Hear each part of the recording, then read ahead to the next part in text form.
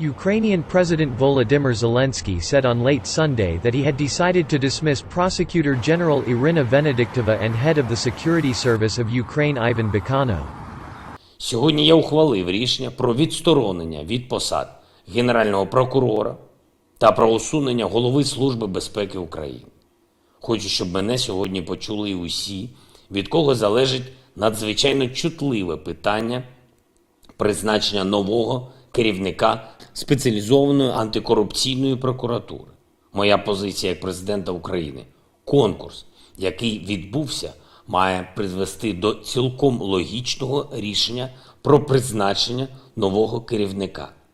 Відповідна людина обрана, і від конкурсної комісії залежить фіналізація цього рішення.